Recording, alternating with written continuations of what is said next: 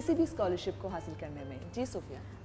मेरा ख्याल ये है कि जैसे आप आजकल तो इंटरनेट की वजह से इतनी सहूलत हो गई है कि आप इंटरनेट पे कुछ भी सर्च कर सकते हैं। तो आप अगर इंटरनेट पे जाएंगे और पाकिस्तानी वेबसाइट्स देखेंगे कि उधर स्कॉलरशिप्स किधर हैं, क्योंकि जो लोग स्कॉलरशिप्स देते हैं वो यूजुअली बनाते हैं एक वेबसाइट जिसके अंदर स्कॉलरशिप की इंफॉर्मेशन होती है कि आपको क्या स्कॉलरशिप की रिक्वायरमेंट्स क्या हैं, आप मीट करते हैं नहीं करते। तो आप और अगर आपके क्वेश्चंस हों तो आप उन्हीं वेबसाइट्स पे ईमेल उनको लिख सकते हैं। तो इंटरनेट अगर यूज़ करेंगे, internet goes a long way. मैं हमेशा इंटरनेट यूज़ करती रहती हूँ। बेसिकली आपके जो भी सवालात होंगे आप उधर उनके आंसर्स आपको मिल सकते हैं। सही। तो इंटरनेट पे सबसे पहले जाना चाहिए, मालूम करना चाहिए वेबसाइट्स कौन सी हैं जहाँ पे हमें स्कॉलरशिप्स मिल सकती हैं। राइट, इंटरनेट्स भी हैं और बुक्स भी होती हैं। बुक्स जैसे इधर बुक्स होती हैं, जैसे आप लाइब्रेरी में चले गए, उधर बहुत सारे कॉन्टैक्ट इन्फॉर्मेशंस होते हैं। तो अगर आप फाउंडेशन बहुत जो एजुकेशन फाउंडेशन होती हैं, अगर आप उनको कांटेक्ट करके पूछें, वो भी आपको बता सकते हैं कि आपको ये स्कॉलरशिप्स इस जगह से मिल रही है और आप इधर अप्लाई कर सकते हैं। तो बेसिकली अगर आप लोगों से पूछेंगे, आपकी कांटेक्ट इन्फॉर्मेशन जो होती है वो बड़ी हेल्प करती है आपको इन द लॉन्ग रन। कि आप उन लोगों से पूछें, शायद उनको कुछ पता हो तो आप पूछते रहें और इंटरनेट पे देखें, बुक्स में मालूम। लेकिन उन सब चीज़ों के लिए ज़रूरी है कि आपके ग्रेड्स बड़े अच्छे होने चाहिए। ग्रेड्स अच्छे होने चाहिए और आपको पढ़ाई में मेहनत करनी चाहिए और अपना बैलेंस रखना चाहिए। बैलेंस ज़रूरी होता है आपकी सेहत के लिए भी और स्ट्रेस भी कम होता है, क्योंकि जो लोग पढ़ते रहते हैं वो जब भी कोई टेस्ट होता है बहुत स्ट्रेस्ड आउट हो जाते हैं। तो अगर आप हैप्पी जाएंगे टेस्ट लेने तो ज़्यादा अच्छा होगा, क्योंकि आप रिलैक्सड होंगे। तो इसके लिए बैलेंस रखना चाहिए मेरा ख्याल है। सही है। बैलेंस रखने के लिए आप क्या करती हैं लाइफ में? मैं एक तो स्पोर्ट्स खेलती हूँ, उधर बास्केटबॉल खेलती हूँ, वो बड़ा स्ट्रेस रिलीवर एक किस्म का है। और मैं वर्कआउट करती हूँ। जब शॉपिंग चले जाती हूँ, शॉपिंग लड़कियों की फेवरेट चीज़ होती है। और आपको मज़ा आता है शॉपिंग में? बहुत मज़ा आता है। बहुत मज़ा आता है। इधर तो और भी मज़ा आ रहा है। किस तरह की शॉपिंग पसंद है? कपड़े, जूते, ज्वेलरी, हर किस्म की शॉपिंग पसंद है। विंडो शॉपिंग तो कभी भी नहीं पसंद। नहीं पसंद ना? नहीं पसंद। मुझे अच्छा लगता है जब मैं मॉल जाती हूँ, उधर से खरीद लेती हूँ। जब भी मॉल जाती हूँ 10 मिनट में मेरे पास एटलीस्ट 5 चीज़ें होती हैं हाथों में। चलें, एक कॉलर हैं सोफिया, वो आपसे बात करना चाह रही हैं। हेलो। हेलो, अस्सलाम वालेकुम। वालेकुम अस्सलाम। ये जो आपकी गेस्ट आई हुई हैं, जी जी, इनसे ये मालूम कि आपने सवाल किया था कि ये वेबसाइट बता दें कोई, तो इन्होंने वेबसाइट नहीं बताई। तो इनसे कहिए कि जरा स्कॉलरशिप के लिए अगर कोई 1-2 वेबसाइट बता दें तो जरा बड़ी मेहरबानी होगी। चलें ठीक है, बहुत शुक्रिया आपका कॉल करने का। ओके, अल्लाह हाफ़िज़। अल्लाह हाफ़िज़ जी। ये स्पेसिफिकली मालूम करना चाह रही हैं कि ऐसी कौन सी वेबसाइट्स हैं जहाँ पर वो अपने बच्चों के लिए या किसी के लिए मालूम करना चाहें? मैं तो अमेरिका से हूँ, अमेरिका का सिस्टम डिफरेंट है। तो उधर जैसे मैंने सर्च किया था, मैं सिर्फ ऑनलाइन गई थी और ऑनलाइन ही उन लोगों ने बता दिया। ऑनलाइन सर्च करने से नाम बहुत सारे आ गए थे कि ये वाली फाउंडेशंस होती हैं। तो मैं आपको यही बताऊंगी कि अगर आप ऑनलाइन जाती हैं तो आप पाकिस्तान की स्कॉलरशिप्स ढूंढें तो कुछ ना कुछ ऑनलाइन आपको मिल जाएगा। उसके अलावा अगर आप लाइब्रेरी में बुक्स देखती हैं। सही। वैसे इंटरनेट बड़ा हेल्पफुल होता है किसी भी चीज़ को मालूम करने के लिए। एक दफ़ा बस डरे बगैर बैठ जाएं बस इंटरनेट पे, और एक दफ़ा आप किसी वेबसाइट पे जाएंगी ना, उससे 10,000 आपको सामने रास्ते नज़र आएंगे और ख़ुद ही आप सीख जाएंगी। मेरा ख्याल है कि 1-2 दिन में आप लोगों को पता चल जाएगा किस तरह की स्कॉलरशिप्स अवेलेबल हैं, उनकी क्या क्या तरीक़ेकार हैं आगे। और आप इसके अलावा यूनिवर्सिटी जैसे होती हैं, यूनिवर्सिटीज़ इधर, तो आप अगर उनके डिपार्टमेंट से पूछें, जो फैकल्टी होती है उधर, तो वो भी आपको बहुत सारी दे सकते हैं, कॉन्टैक्ट इन्फॉर्मेशन दे सकते हैं, क्योंकि उनको तो पता होता है और उनके पास बहुत सारे अच्छा सोफिया, अगर फ़र्ज़ करें किसी को स्कॉलरशिप मिल भी गई और उसके बाद फिर उसने वो मेहनत के साथ इतना प्रॉमिसिंग एक होना चाहिए ना एटीट्यूड, वो ना रखा, तो फिर क्या होता है? इसमें तो उनकी बेसिकली ये होता है, मुझे जब स्कॉलरशिप मिली थी मैं भी ये कर सकती थी कि रिलैक्स हो सकती थी और पढ़ती नहीं। लेकिन उसके बाद ये होता है कि लाइफ में बेसिकली स्टेप्स आपको लेने पड़ते हैं। एक स्टेप ले लिया इसका मतलब ये नहीं है कि आपको दूसरा स्टेप नहीं लेना पड़ेगा। तो आपको अपना फ्यूचर प्लान आउट करना है कि आपको आज से 5 साल के बाद क्या बनना है, आज से 5 साल के बाद आप क्या करना चाहती हैं, आप घर पे बैठना चाहती हैं या कुछ और करना चाहती हैं। तो इसीलिए आपको हर ज़िंदगी में हर वक्त मेहनत करनी पड़ती है, तो स्कॉलरशिप मिलती है तो ये तो बहुत ही अच्छी बात है। लेकिन स्कॉलरशिप मिलने का ये मतलब नहीं है उसके बाद आपको कुछ नहीं करना पड़ेगा, क्योंकि आपने स्कॉलरशिप क्यों ली, कुछ बनने के लिए ली, वो आपको प्रूफ भी करना पड़ेगा Exactly. कि आप उसकी डिजर्व करते हैं उस स्कॉलरशिप को कि नहीं, और अगर आपको मिल गई है तो ऐसा तो नहीं आपने किसी और का हक मारा। क्योंकि स्कॉलरशिप के बाद ये होता है जैसे 4 साल के बाद मुझे फिर जॉब के लिए भी इंटरव्यूज़ लेने पड़े। जॉब के इंटरव्यूज़ में वो लोग पूछ रहे थे आपको हम जॉब क्यों दें, आप कैसे डिफरेंट हैं इन लोगों से, तो मुझे बताना पड़ा। मैंने यूनिवर्सिटी में भी अपने ग्रेड्स अच्छे रखे, मेरे पास स्कॉलरशिप थी वगैरह। सोफिया, एक कॉलर हमारे साथ हैं, वो आपसे कुछ पूछना चाह रही हैं। हेलो हेलो हेलो, अस्सलाम वालेकुम। जी मैं तौकीर कराची से बात कर रही हूँ, मुझे सूफिया शेख से बात करनी थी। जी आप कीजिए, सुन रही हूँ आपकी बातें। सूफिया, मैं असल में शिकागो में होती हूँ, मैं नॉर्थ पार्क यूनिवर्सिटी से MBA कर रही हूँ जी। तो मुझे आपसे पूछना था कि जो बिल गेट्स स्कॉलरशिप आपको मिला हुआ है या कोई ऐसी और स्कॉलरशिप के लिए मैं क्वालिफाई कर सकती हूँ ताकि मेरा जो भी एक्सपेंसेस है, ट्यूशन फीस है, वो कवर हो जाए। क्या कर और आपका मुझे ईमेल एड्रेस मिल सकता है अगर मैं वहाँ जाऊँ तो मैं आपसे मतलब कांटेक्ट कर सकूँ। ठीक है जी। एक तो ये पूछना चाह रही है कि क्या ये किसी स्कॉलरशिप के लिए क्वालिफाई कर सकती हैं, और आपका ईमेल एड्रेस भी मालूम करना चाह रही हैं। तो अच्छा, स्कॉलरशिप्स का ये होता है डिफरेंट स्कॉलरशिप्स की डिफरेंट रिक्वायरमेंट्स होती हैं, क्योंकि काफ़ी जगह ये कुछ जैसे डिपार्टमेंट्स देते हैं। जैसे मेरी स्कॉलरशिप जो मिली थी उसने कहा था कि आप ये सब्जेक्ट्स पढ़ सकते हैं, इनमें अगर आपको दिलचस्पी है तो आपको ये स्कॉलरशिप मिल सकती है। तो डिफरेंट स्कॉलरशिप्स की डिफरेंट रिक्वायरमेंट्स होती हैं, तो आपको देखना पड़ेगा कि आपकी दिलचस्पी किस में है।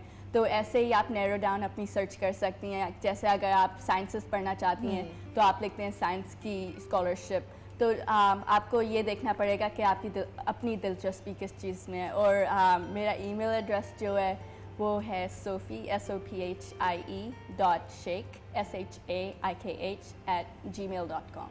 अच्छा, एक दफ़ा फिर रिपीट कर दीजिए। जी प्लीज रिपीट कर देंगे आप। हाँ जी।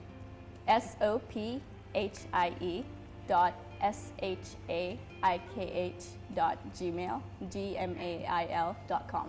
ओके जी, thank you very much. Okay, और आपका भी शुक्रिया आप हमारे साथ रहीं। थैंक यू जी। अच्छा सोफिया, आपने लीडरशिप कॉन्फ्रेंस अटेंड की थी LA में, लॉस एंजलिस में। उसके एक्सपीरियंस बताएं, कैसा रहा?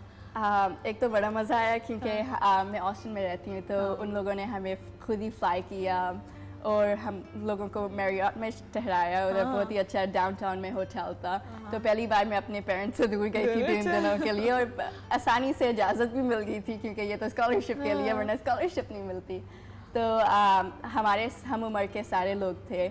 मेरी उधर एक रूममेट भी थी, लड़की रूममेट थी, तो एक और फ्रेंड बन गई उधर। कितने वक्त के लिए आप, क्या थी उसकी ड्यूरेशन?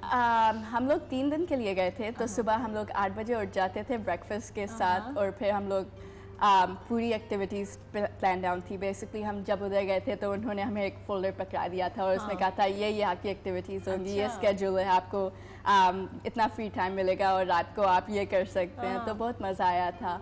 और उनके दौरान उन लोगों ने लीडरशिप जैसे स्पीचेस भी की थी। जैसे लीडर्स आए थे जिनको पहले स्कॉलरशिप्स मिली हुई थी, उन लोगों ने हमें मोटिवेट किया। ये पहले साल में हुआ था लीडरशिप कॉन्फ्रेंस, तो उन्होंने यही कहा अब स्कॉलरशिप मिल गई है तो इसका मतलब ये नहीं है कि पढ़ाई आप अब छोड़ दो। तो ये अच्छा हुआ था क्योंकि उन्होंने हमें प्रिपेयर कर दिया था और इतनी इन्फॉर्मेशन दी थी जो हमें पता ही नहीं थी। तो एक किस्म का ये इंफॉर्मेशनल लीडरशिप स्कॉलरशिप था।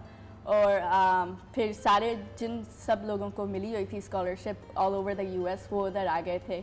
तो जाते वक्त हम लोगों ने कॉन्टैक्ट इन्फॉर्मेशन एक्सचेंज की और फिर अब हम लोग बात करते हैं। ठीक है जी। और सोफिया, आपसे एक और कॉलर बात करना चाह रही हैं। हेलो हेलो, अस्सलाम अस्सलाम वालेकुम। गजल बात कर रही हैं? हाँ जी, बोल रही हूँ। जी, सूफिया से बात हो सकती है? सॉरी, सूफिया से बात हो सकती है? हाँ आप कीजिए ना, है ना हमारी गेस्ट। अस्सलाम सूफिया जी। मेरा सवाल था कि आप इतना कंप्यूटर में मतलब आगे आ चुकी, तो आपने अपनी कोई वेबसाइट क्यों नहीं लॉन्च की ताकि सबको ऐसा नॉलेज हो सके कि आपने किस तरह स्कॉलरशिप हासिल की, किस तरह आपने 15 साल की एज में मतलब महारत हासिल कर ली कंप्यूटर में? मैंने ना दरअसल 2 वेबसाइट्स लॉन्च की थी जब मैं 13-14 साल की थी। उसके बाद मैंने कंप्यूटर्स किए, सोचा नहीं, मैं दूसरों की वेबसाइट्स बनाती थी उस वक्त। जैसे कुछ लोग मेरे फ्रेंड्स थे, उनकी फैमिलीज कहती थी कि हमारा बिजनेस है, आप छोटी सी वेबसाइट बना दो। तो मैं उनकी वेबसाइट्स बनाने शुरू हो गई, तो अपनी वेबसाइट भूल गई इसी चक्कर में। मगर अब आप अपनी वेबसाइट ही बनाया ताकि हम जैसों को भी मतलब नॉलेज मिले कि किस तरह आपने क्या किया। जरूर मैं जरूर और बनाऊंगी। ये कि आपका नंबर मिल सकता है? सॉरी, नंबर मिल सकता है आपका? इनका ईमेल एड्रेस उन्होंने अभी बताया है, उस पर आप इनसे कांटेक्ट कर सकते हैं। एंड में दोबारा रिपीट कर देंगे आप ईमेल एड्रेस? ईमेल एड्रेस एक दफा फिर रिपीट कर दें जी। और ये कि आप कंप्यूटर क्यों नहीं सिखाती सबको? मतलब आप इतना कर चुकी हैं, आप कोई इंस्टीट्यूट खोले किसी को लोगों को कंप्यूटर सिखाएं? मैं इंस्टीट्यूट बाद में खोलूँगी। अभी ये है कि अभी मुझे ना एक्सपीरियंस चाहिए। अगर मेरी टेरी से मेरे यही हुई थी बात कि अभी मैं एक्सपीरियंस लूँगी, दूसरी कंपनीज में काम करूँगी और फिर अपनी कंपनी शुरू करूँगी ताकि उस वक्त मुझे कुछ पता हो। सही है, चलें जी, बहुत शुक्रिया। और आप अब on air email address note कर दीजिए, एक दफ़ा फिर हम रिपीट कर लेते हैं। Thank you very much.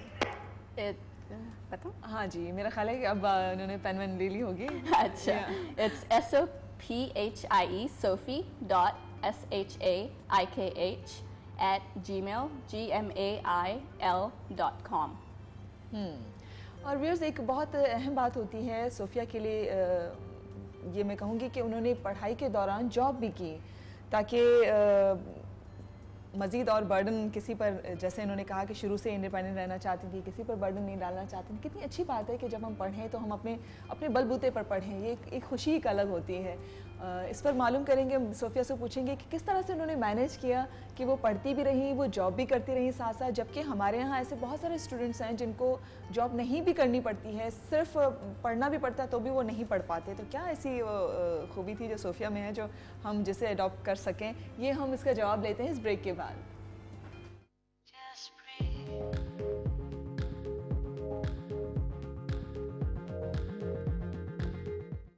नेस्वीटा में है कैल्सीलॉक, यानी कैल्शियम, विटामिन और मिनरल्स का मुनफरिद कॉम्बिनेशन। कैल्शियम बोन्स में लॉक, जिससे बोन्स हो स्ट्रॉन्ग।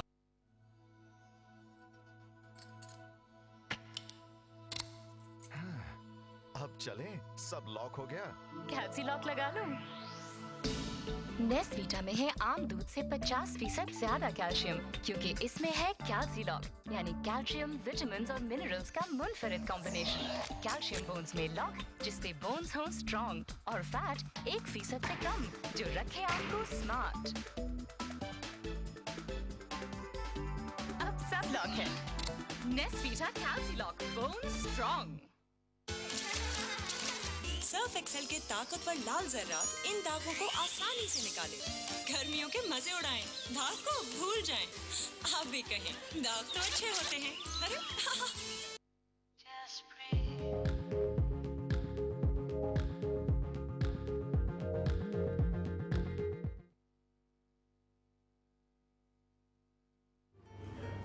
जी व्यूअर्स, वापस आ चुके हैं हम ब्रेक से और सवाल पूछते हैं सोफिया से कि सोफिया, आपने कैसे मैनेज किया? आप जॉब भी करती रहीं, आप साथ साथ पढ़ती भी रहीं, तो don't you think it's very difficult?